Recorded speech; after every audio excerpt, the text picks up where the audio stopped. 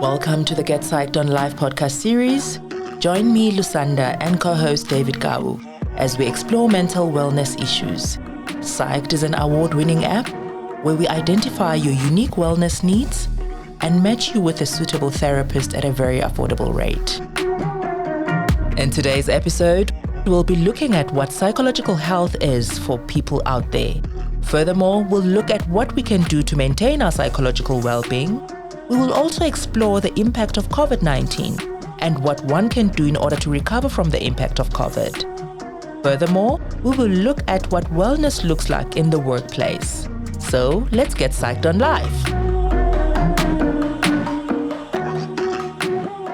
Hi folks, it's Lusanda here, clinical psychologist from Psyched. This morning I'm with David Kau, the well-known comedian, filmmaker and entrepreneur. Welcome, David. How are you? I'm good, thanks. And how are you? I'm great. It depends on which time of the month. Month ends are shit.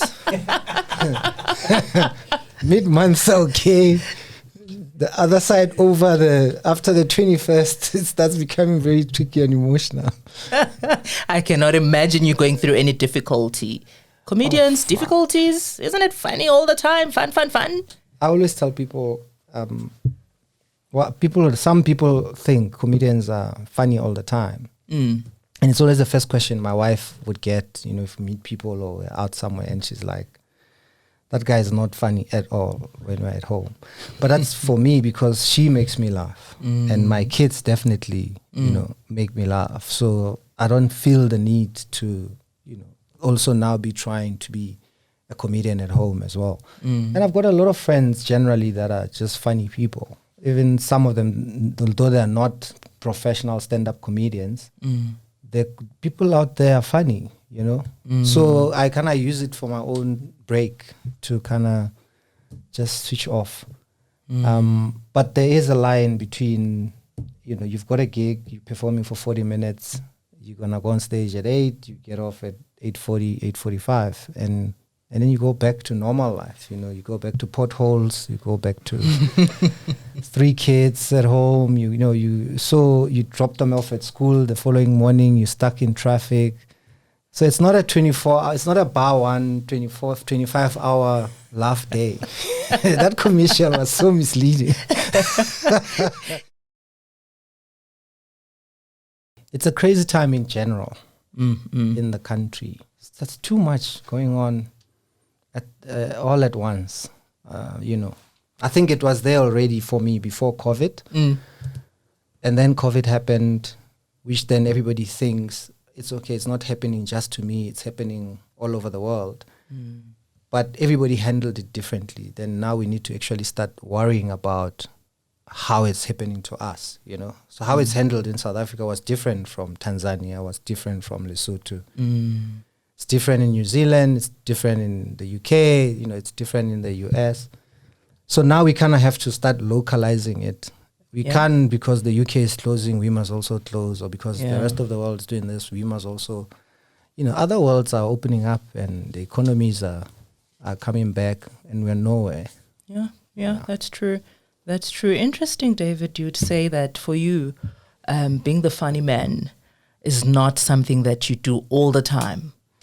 Almost like you switch on and off? It started, So, I've been at it since 1998. Professionally, right?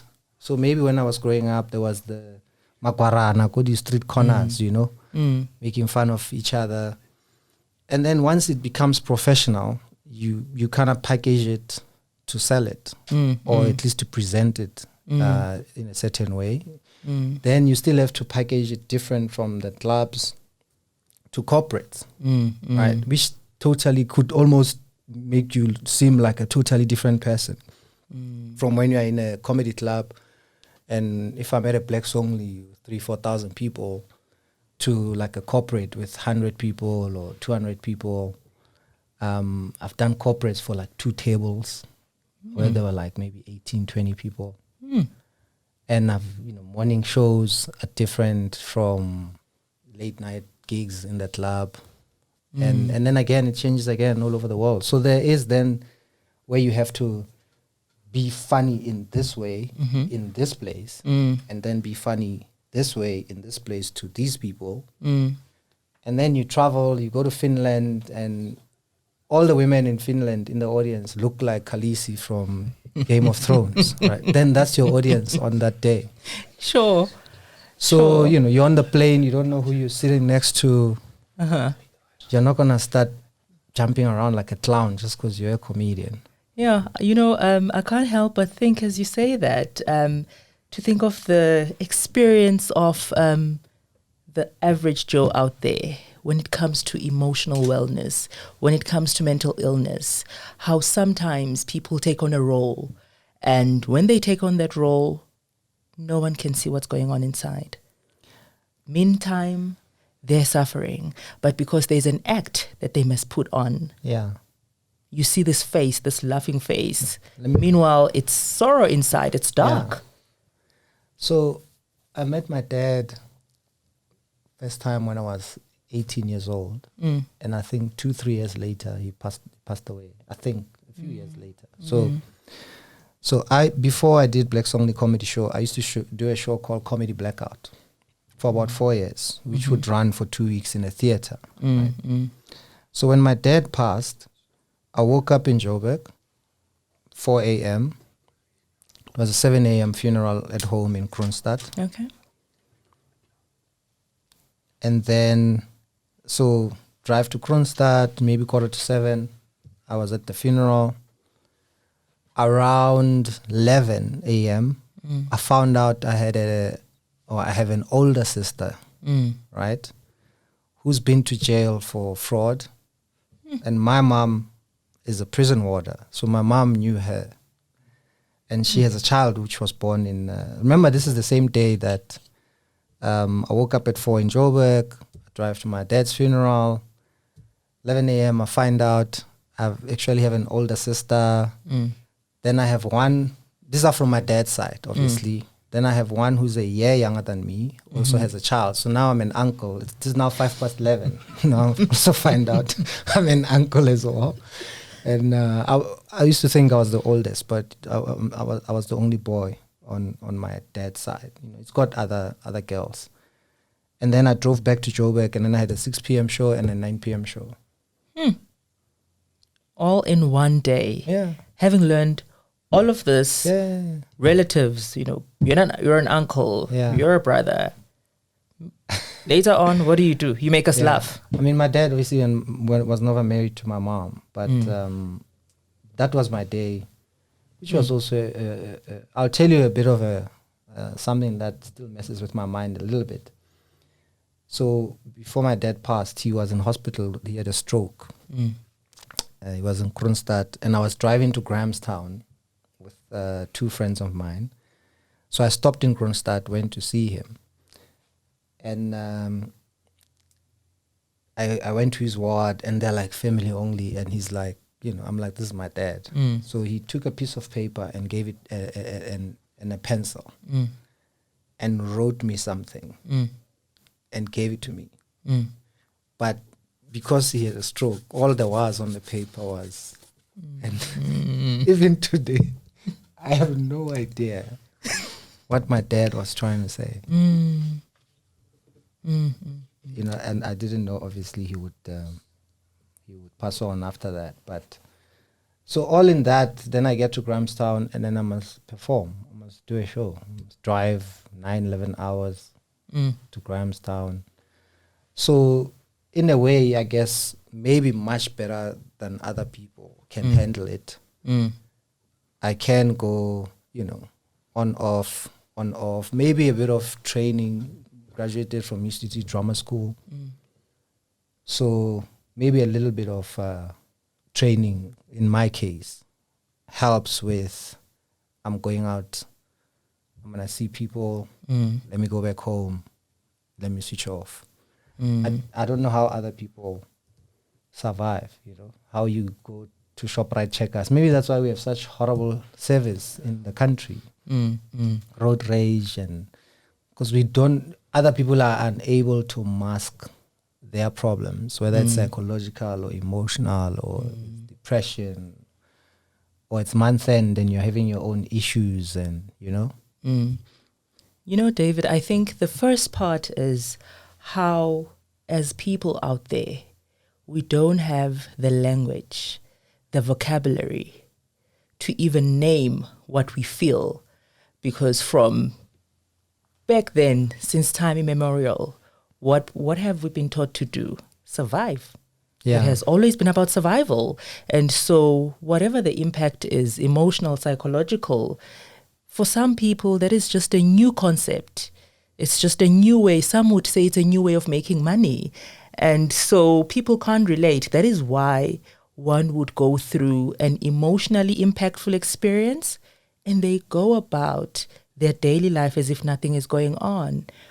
But with that being said, what we are now seeing is the fact that the impact is greater than what we think or what we would have thought back then. Yeah. Which is why our discussion of today is about minding your psychological health. Yesterday, what it was, what it is today, what it is tomorrow, and how we, because of the fact that we've now got this much insight as to what it is that goes on inside, how can we change the narrative? What can we do differently to teach people out there for them to know when they're going through such things that are emotionally heavy for them? And that is why, as you rightfully say, what do we see in road rage? It is just a mere mistake, and someone gets so upset to a point that you're actually stunned to immobility. You don't even know what to say. Yeah.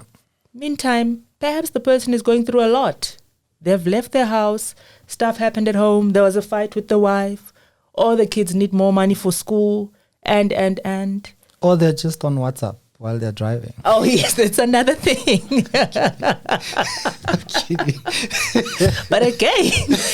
But David, let me tell you, even that, as careless as that is, but again, it communicates a lot about a person. Why you would do that. Exactly. Being on the phone at a traffic light, it's not safe. You need to be alert to your surroundings.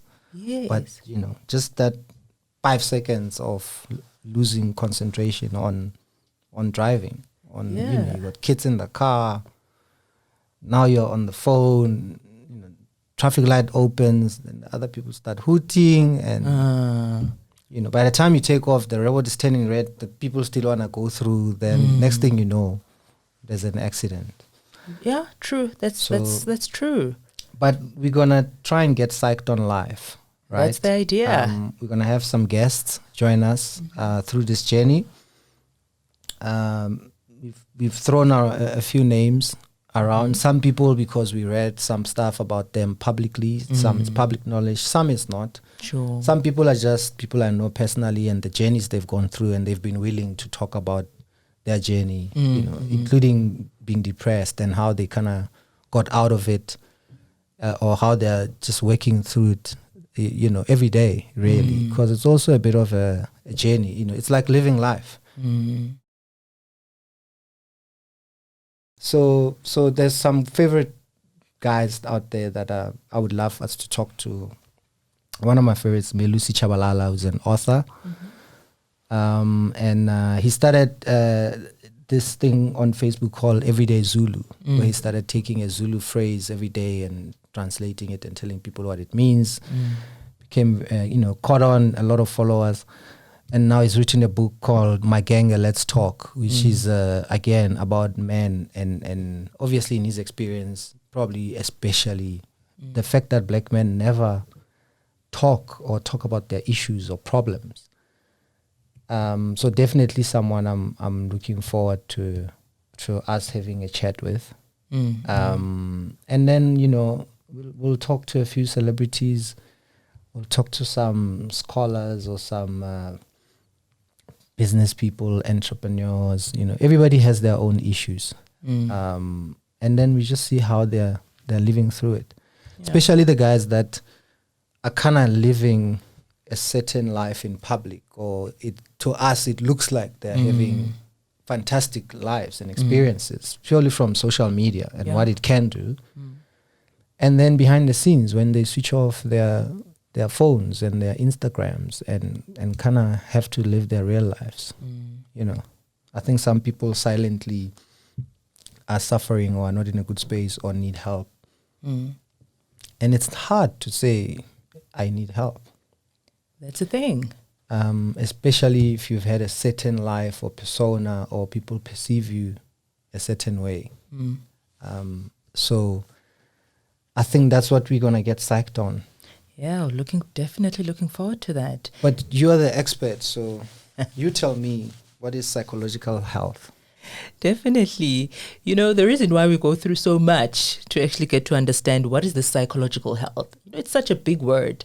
And out there, all what we know is that if it's psychological health, it means there is no pathology. What is pathology? It is when you're not okay. Now, when we talk of psychological health, one thing that is very important for everyone to always remember is that what health is for you psychologically is definitely not the same for me, because it's relative. It depends who you are, what is normal for you in your context, as opposed to me. So if whatever it is that you are going through is not particularly aligned to your own context, whatever that looks like for you, if whatever you're going through immobilizes you from being able to deal with your life stresses, your life problems, if whatever it is that you're going through does not allow you to have your full emotional at its optimum function, then there we say we have a problem. Then there we say your psychological health or your emotional health is compromised. It's critical but stable. Yeah, when you are just not deriving any satisfaction whatsoever. Yeah, I think you could make an example of a car. There's cars that you can start it, you can get in it and try and get from A to B, but it's not going to be as smooth as a new car or a car that's just been serviced.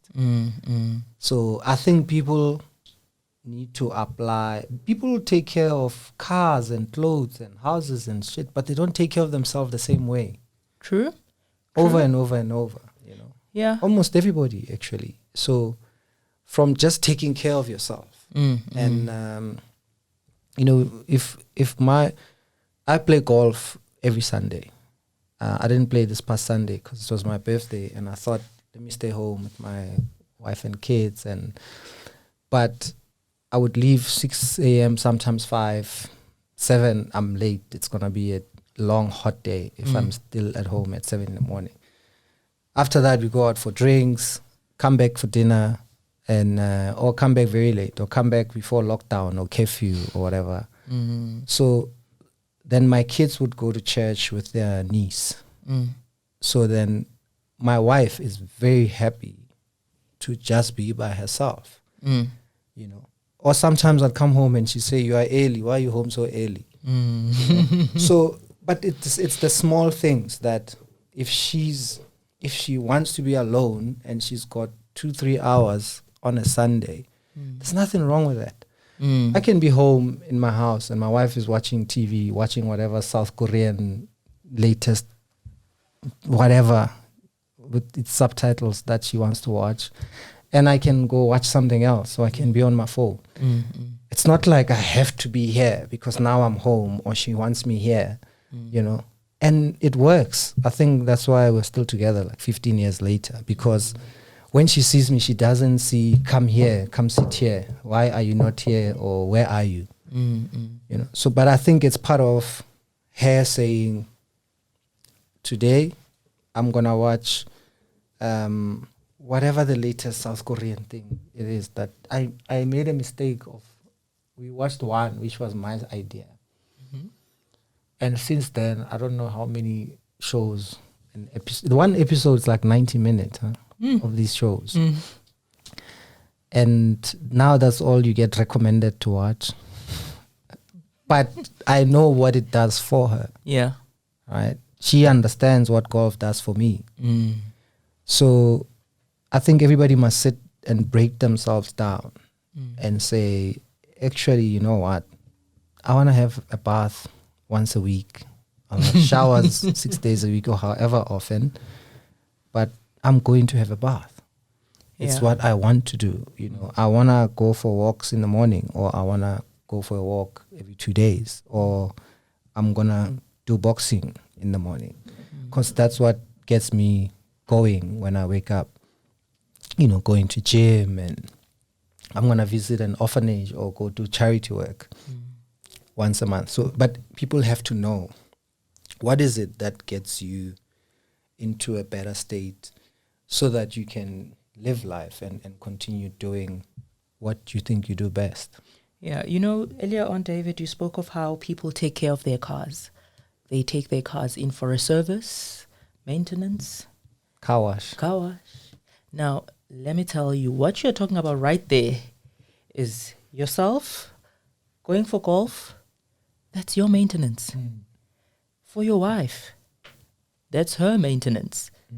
Car wash here and there. Going out with your friends for dinner or drinks, whatever, Yes, it doesn't have to be complex. No, it's not. I mean, yes, we've got problems, but I think we always look to bigger and more difficult solutions. If you talk of corruption in South Africa or anywhere in the world for that matter, because it's everywhere, everybody looks at, let's say, the Guptas and Zuma and the billions that supposed to have gone missing, but you can't go through a traffic light, or without through a roadblock, or without either asking, paying a bribe or being asked for one. Whether it's 20 rand or 50 rand, people think this is the big problem and the big solution. But if your child is stealing sugar and crayons in the classroom, that's just prep for something bigger. That's it, yeah. So again, it's about what is that small thing that you can do for yourself to kind of get yourself in a good space. It's not about, I want to live in a big house and I want a big car and I don't have them, and I want this much money and I want this job. If there's something you can do that kind of gets you closer to where you want to be, break it down. Yeah, to whatever is the ideal for you. Yeah. If it is that, by all means.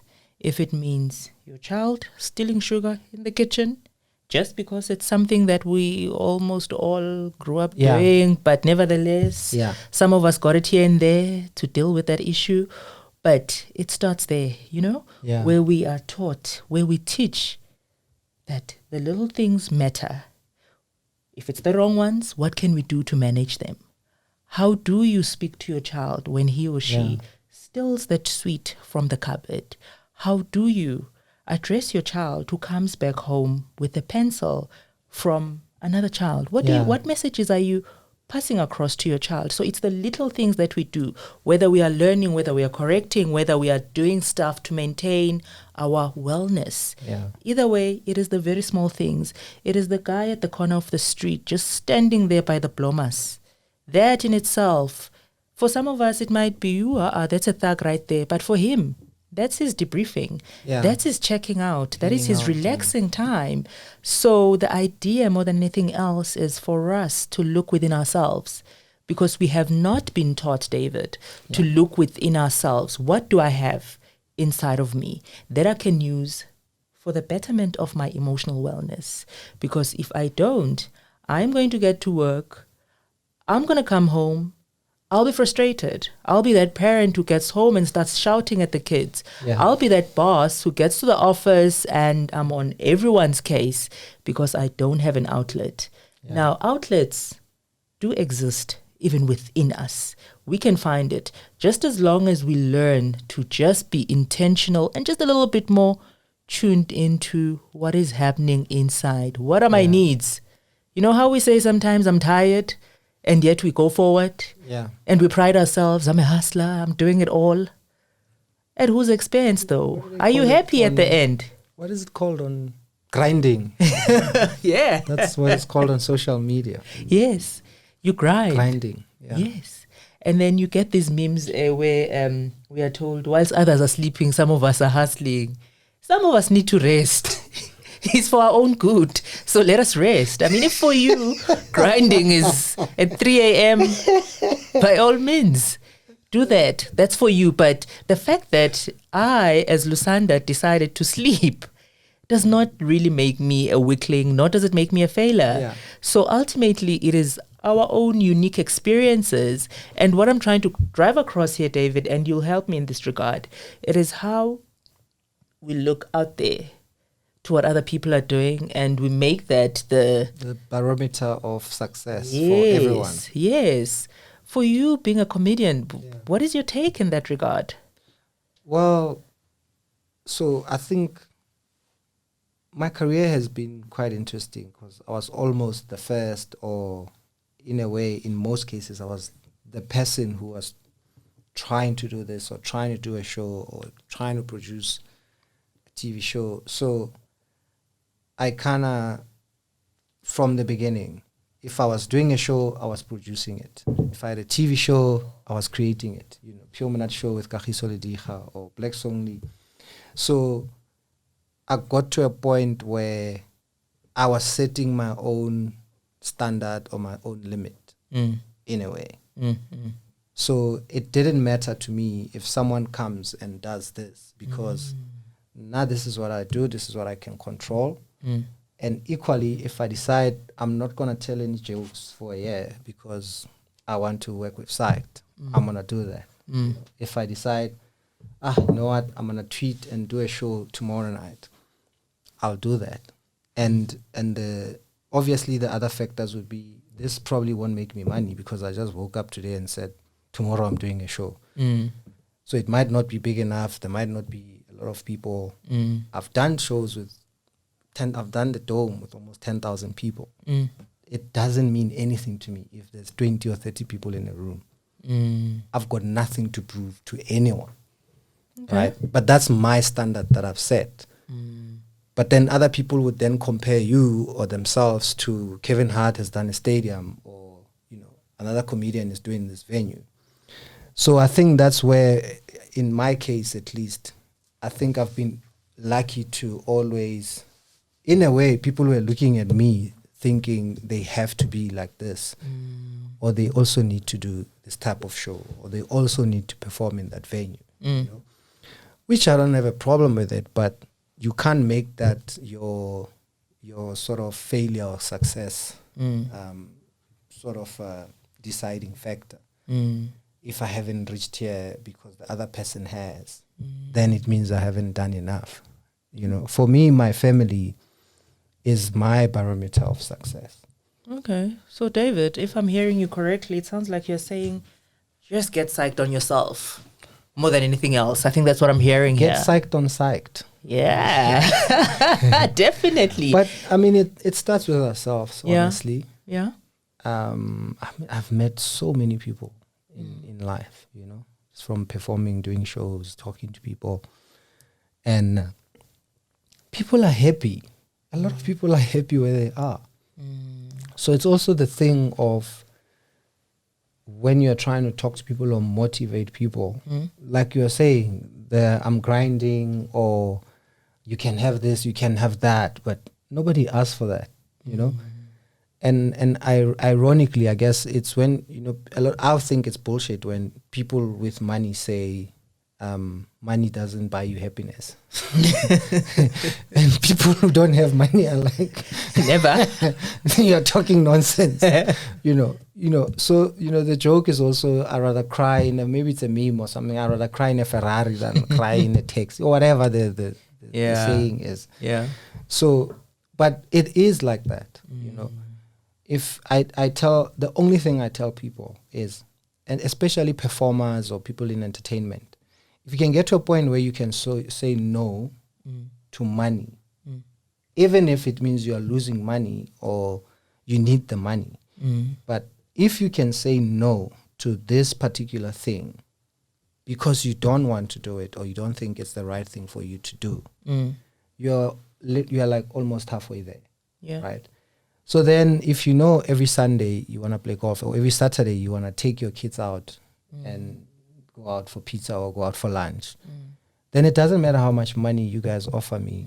I'm going to tell you, Saturdays I'm not going to record a profile. You know, when I was managing Skumba, he was doing radio Friday, he's touring during the weekend. He would tell you, Monday, I don't work. You know, you can either find him from Tuesday or then find someone else to do whatever it is that you really have to do on Monday.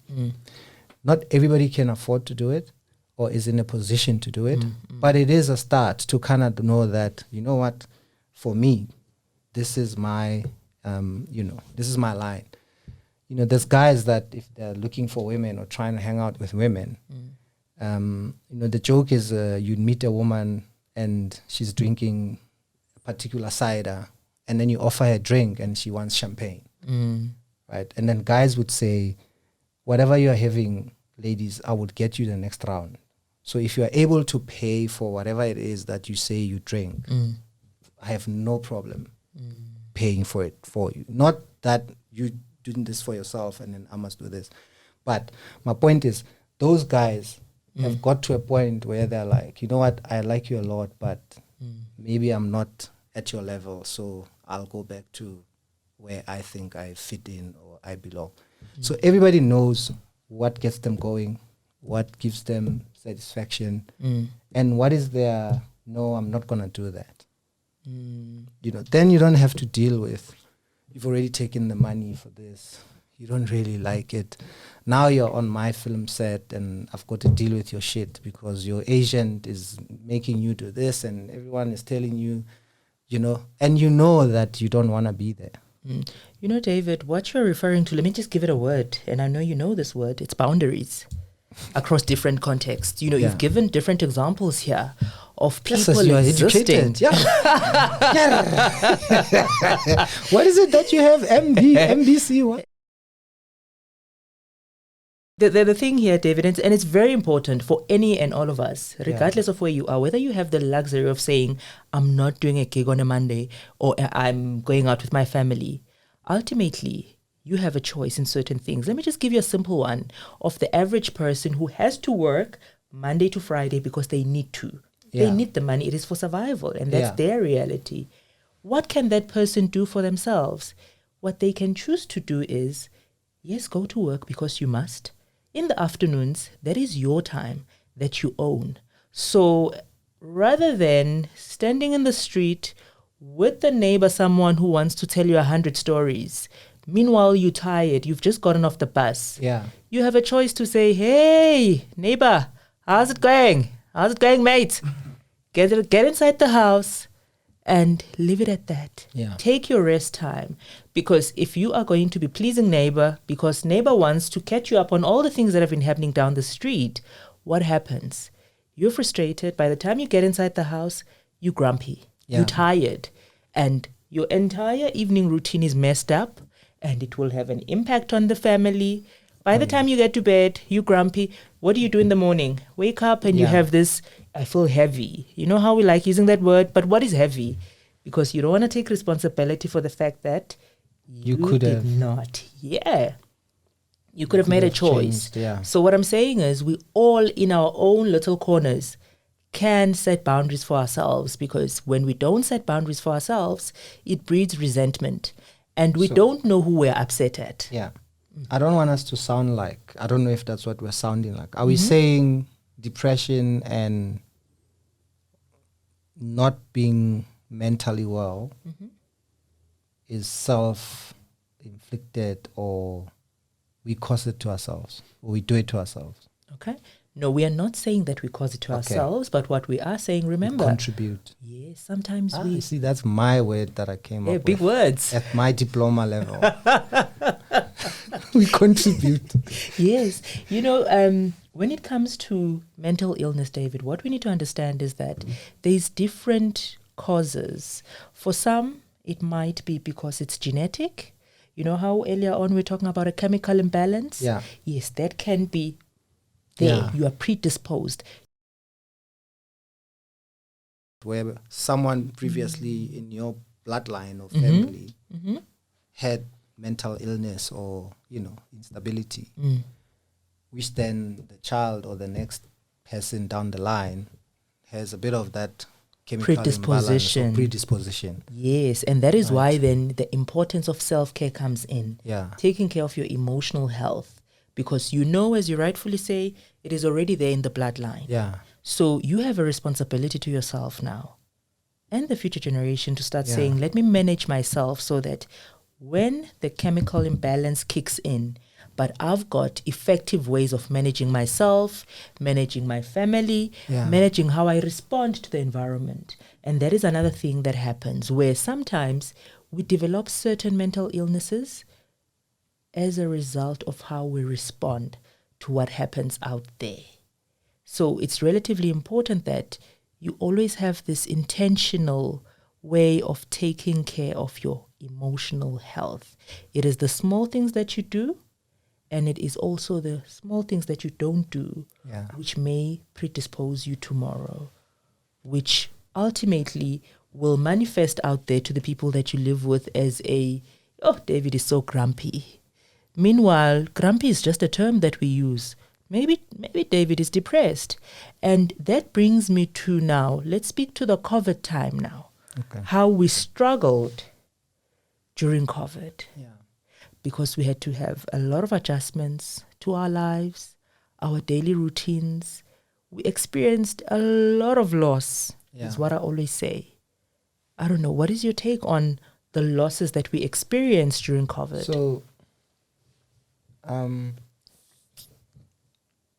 I think what made COVID bearable in the beginning, or at least the lockdowns, because essentially that's really what we're dealing with, right? COVID is there today; it was there a year ago, but the effects or what changed everything was the lockdowns that came with it, the curfews and stay home. You can't stay home, exercise outside your house, or now you can go in the street. You can't go to the beach, but you can walk in the estate. I mean, how many people live in the estates? You know what I mean? So I think because there was no time to it, that made everyone think this could be a month, this could be 3 weeks, this could be 2 months.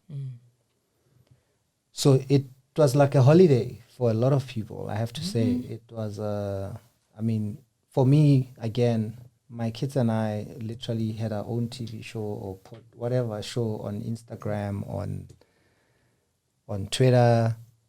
A few us comedians, we got some little bit of money from Gauteng Arts and Culture to just make some 1-minute videos every day for the first 21 days of lockdown. Then there was the 2-week extension, right? Then there was another 2 weeks. So for me, work-wise, money gone.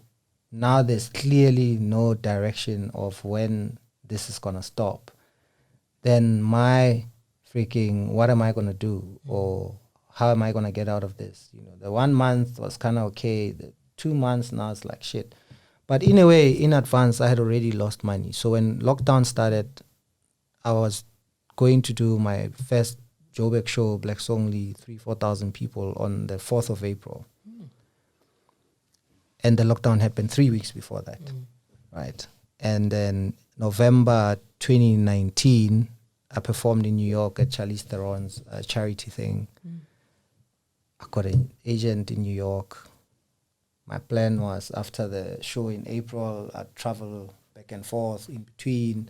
So I had plans, Then you start realizing that's out the window, right? And obviously time as well. So then we start going into companies are closing. The people that were getting paid during are now getting paid 50%. Now it's 25%. Now it's a proper, nobody has an idea now. That country does this country does that, South Africa is doing this. And then you add the story of money that's supposed to come and help situations.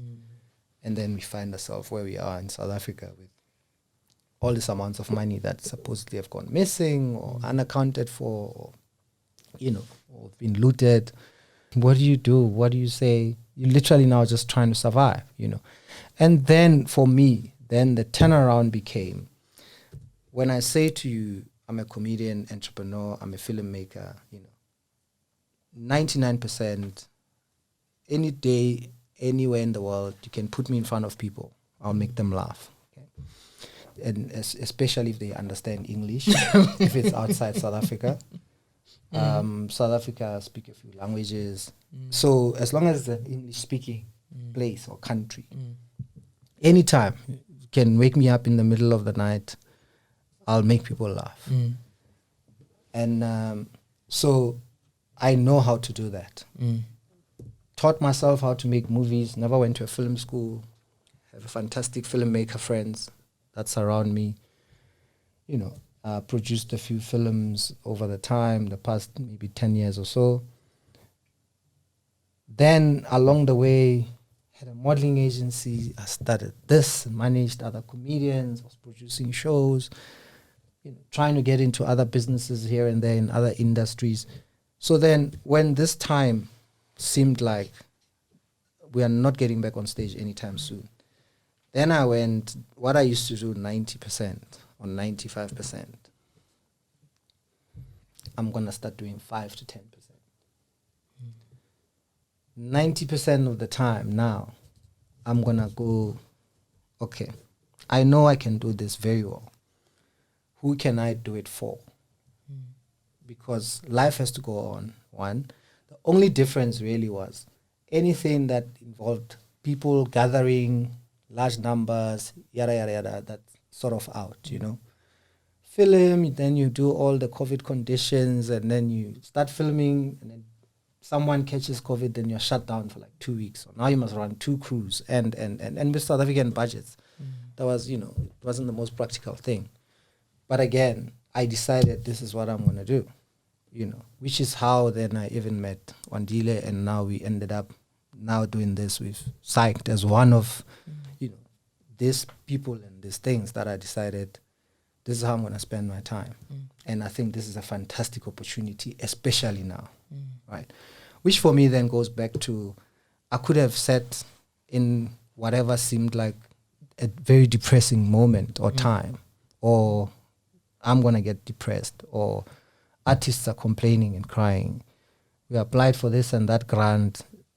You don't even get an SMS saying, we've got your application. Okay. So I had a choice to kind of sit in there and join the kumbaya and cry.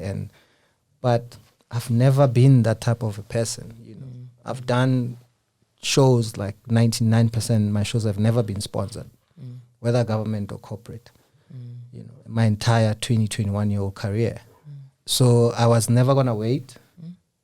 I was always the one who's going to employ other people. I've always been the one employing everyone else. So I then made the choice that I'm going to have to get out of this shit.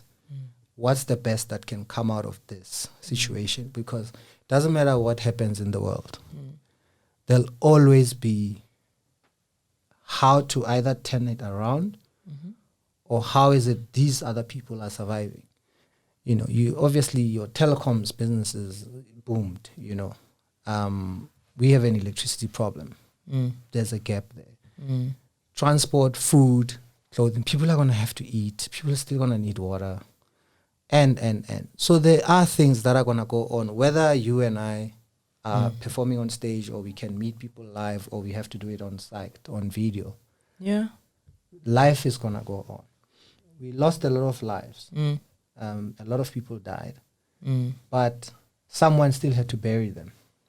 There still had to be funeral services conducted or funeral services providers that have to bury all these people. Yeah. So I think another thing that South Africans, maybe Africans largely, is they are afraid to profit or to be seen as profiting from something that's supposed to be terrible. And I don't want to make it a black and white thing, but I also don't want to speak for other people. But I think South Africa and just black people and the Ubuntu, and if you are, we all know somebody passes, everybody's coming, donating, helping around, yada, yada, yada, not necessarily hoping to get something in return. It's It's just what they can give. But at the same time, there are people that if you call them, you're going to get a quotation and a price that, yes, I can do the same thing these people do, but this is my price. Interesting. And we still don't get it. So you've got people that actually have gifts and talents, and I'll make a silly example again. Traditional healers or so-called sangomas, right? I've joked about it. I'm sure I've got some routine somewhere. When you're growing up, you go to a sangoma, it might cost like 30 rands or something to consult. Maybe now it's like 400 or 500, almost like going to see a psychologist. I don't know. I guess the difference, you guys can take the transfer with the sangoma. You have to put the money on the floor to light or to so you need to light the room for the ancestors. But my point is, it doesn't matter how much those people sacrifice and how much they do for you. Most of them would refuse to take certain amounts of money or payments, or would always limit everyone to, but it's my calling to help, and I can't take that, or I can only take this. But they're actually not surviving. They're not meeting their basic requirements to just live and survive and have a normal life, to continue helping. Yeah, what you're saying, David, makes me think of the experience again of the average Joe out there. COVID. Yeah. What happened? There were plans. You had plans. COVID happened. Plans change. Exactly. What happened? Loss came. Loss in what way? Loss in the sense that you had shows coming up. They had to be cancelled. Out there, as you said, 50% salaries. Then 25%. And then zero. Then companies close. Exactly. Then UIF money goes missing or stolen. Exactly. Again, loss. Losing freedom. Losing independence. Some might say, but for those who are in the elite group, there was no loss. The fact that you must be now working from home, being compromised from your normal routine, your normal way of doing things, that in itself is loss of your independence.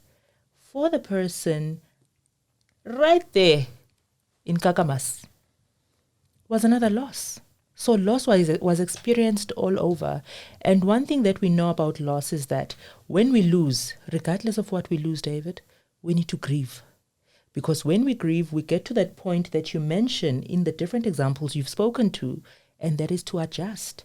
Because when we don't grieve, where we don't acknowledge what has happened, where we don't accept what has happened, when we don't process it, then we struggle to adjust and change our way of doing and move on and find innovative ways of doing things. And this, David, you see across different contexts. You see it even in the workplace. In the workplace, what happens? Emotional wellness, very important. But again... once a year. Wellness day. Then I send a quote, then it's very awkward. But it's an important one, though. Sorry. But it's like I was saying, maybe I can switch on and off, right? But it's interesting that companies believe they could have a getaway or a company get together and play games once a year, and they've done the work. It's interesting that people thought, we've had the thing, sharp, the year can continue, everybody must go to work. But the thing is, in the workplace, you've got human beings with human issues who have got human relationships that are very dynamic, that have got different facets to them. And that is why, for us as Psyched, it is important for us to be even speaking about your wellness in the workplace is important. It is something, though, as you say, with those companies that you've had contact with, where it happens once a year. Now, that's the thing. You can't switch off for the rest of the year. It's something that we encourage workplaces to incorporate into their culture, into their daily culture of understanding that behind the productivity is human beings. Behind the productivity is human beings who have got human dynamics. And what are we saying?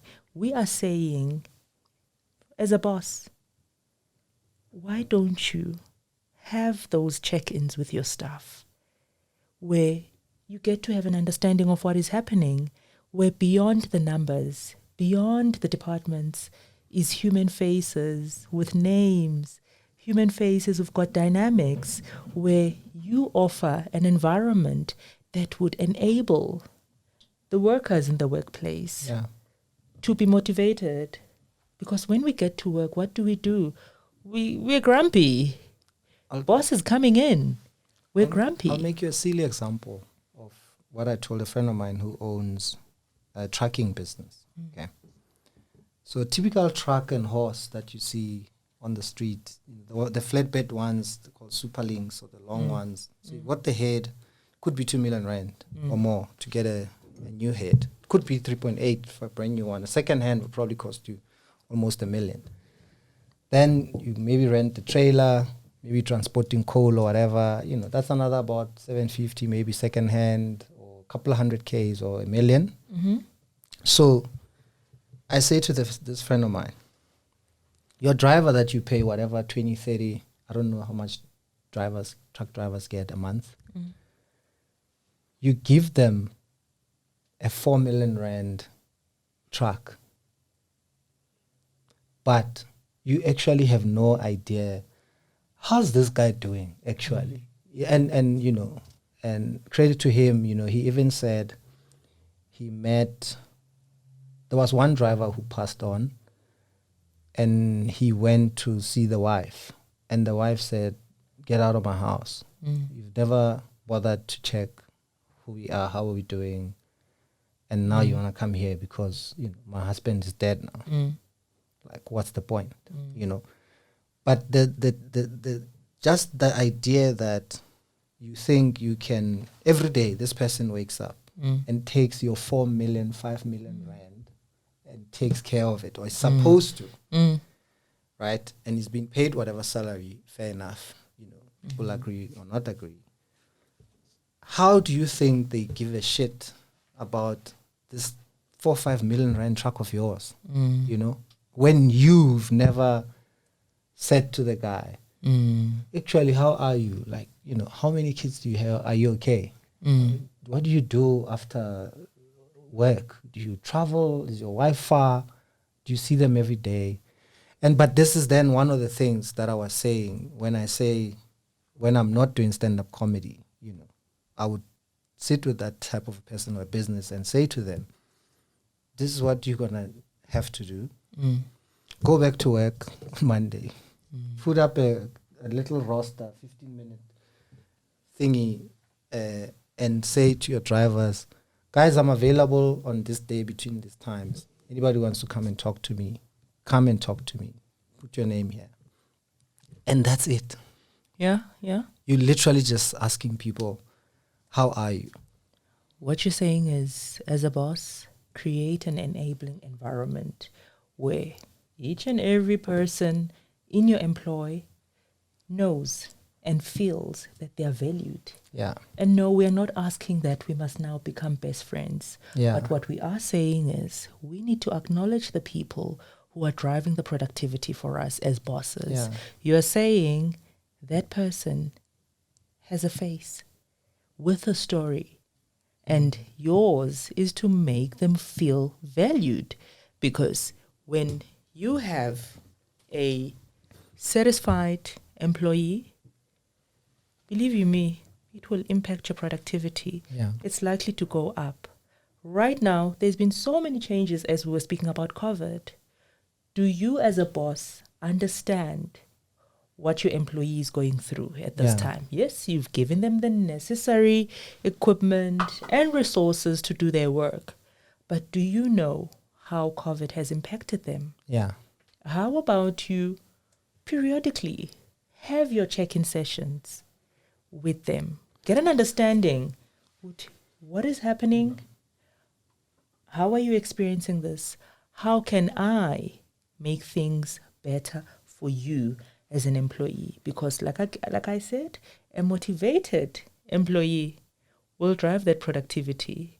That 4 million truck that you speak of, that family, when you come and, send your condolences, they will value you because you are valuable even when their loved one was still alive. So what are we saying essentially as SIGD? We're saying be present. Just as much as we say in your own personal life, be present, we are saying even in the workplace, it is very important that you are present in order to get the desired results. Yeah. If you do not put in the work, you will not get the results. Or if you do get the results, they'll be compromised. How often do we hear people in the workplace complaining about how my staff compromise me, my staff waste? They couldn't be bothered because you are not speaking to them. It's relationships. So obviously this is our first episode or first podcast of Getting Psyched on Live. And we're gonna have lots of chats.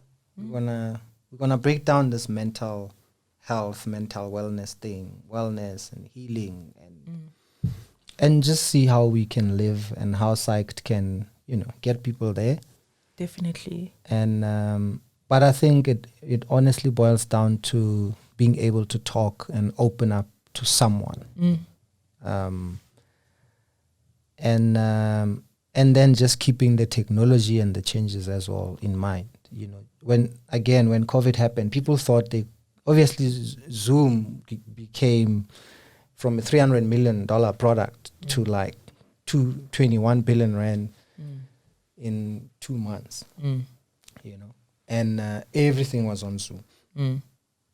Everybody was on Zoom. And people then started thinking, actually, maybe we can get a comedian to perform online or on Zoom, right?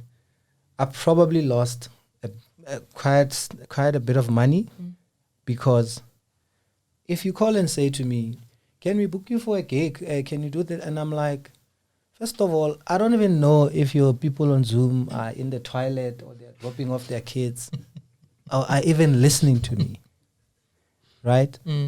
You've got an agent or someone who's calling because this company said, can you get us a comedian? Can you do a thing online?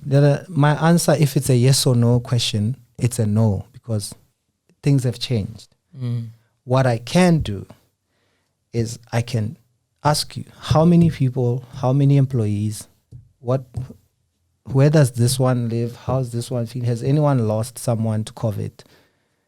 Are they homeschooling their kids themselves? Then I will come back and say, this is what I'm going to do for the next 40 minutes or an hour. And I'm going to go through this because this is what people are going through currently. So then if we got to that part, I would then, engage with your employees. So I've done a few, you come to a place, maybe there's 10, 20 people, executives, 100 employees are at home. I can see them, they can see me. Okay, guys, if you want to switch off your camera now, it's fine. But there's at least been, hi, hello, we see this person is still alive. And they are okay, having a drink, or they're with their partner at home, sitting on the couch, and they're watching this year-end, what would have been their 20th year company anniversary or their exco meeting that, that they're in. So people, again, I think corporates especially, I don't think they adjusted because it was almost like a joke to some extent because now I've played golf for 2 to 4 hours with people that are in a meeting or working. But literally, everybody knows now you have coffee and lunch and you just mute yourself, your camera's off and you switch the laptop on. Life goes on. Someone is paying for that. Yeah. So someone's resources. Yeah. So I think then there's a small things that people have overlooked, both the employer and the employees. So there has to be, we all have to get ourselves out of this thing. I know certainly government is not going to get us out. And I'm not just speaking about South African government. Just in general, my thing has always been, I need to get myself out of here. If someone's going to find me along the way, fantastic. That'll be great. But I'm also not going to wait. I'm not going to cry because they haven't come. Some have made promises that never materialized. Life goes on. Yeah, true. And those people come and go as well. So I'll try again with a new one, with the next one. Okay. Yeah. So you kind of, but you still have to get up and make this thing happen. David, as we are about to wrap up, it's very much of a huge coincidence for me that in all your narratives, one thing you're communicating is being intentional. And that is exactly what we are starting today. Today is the birthing of a person being intentional about minding their psychological health. Okay. You speak of work, you speak of the contact that you had. Ultimately, though, what you're saying is you were intentional about what was happening. You were present. And that is what we are saying out there, that regardless of where you are, whether you're in the farm there, or you are in the street corner, or whether you're in corporate, school, wherever you are, as a starting point, as we were introducing this topic, this discussion, this narrative, all what we're saying is be intentional, be deliberate in your efforts to understand where you are, to understand what are your needs, to check yourself. How am I responding to what is happening? As you did in the different stories that you've shared with me today. Ultimately, be present, be emotionally present. So that when you respond, when you choose to adjust, when you choose to adapt to the situation, as you've said, you are doing it with insight. You are doing it because you understand what your needs are. Yes, I know someone out there is listening and saying, hey, Lusanda, you have no idea, the resources are limited. Believe you me, I know. But ultimately, ultimately there will always be something. So use what you have to be intentional for the betterment of your own emotional health. So in other words, let's get intentional about getting psyched on life. David, join me next time in our next segment. Sure? I trust you to be intentional about taking it out there. So thank you so much, David, for joining me for today's episode. Let's get psyched on life. Please subscribe and share with your contacts so we can help more people facing mental health challenges. You can find us at www.psyched.co.za. This was the Get Psyched on Life podcast, brought to you by Psyched.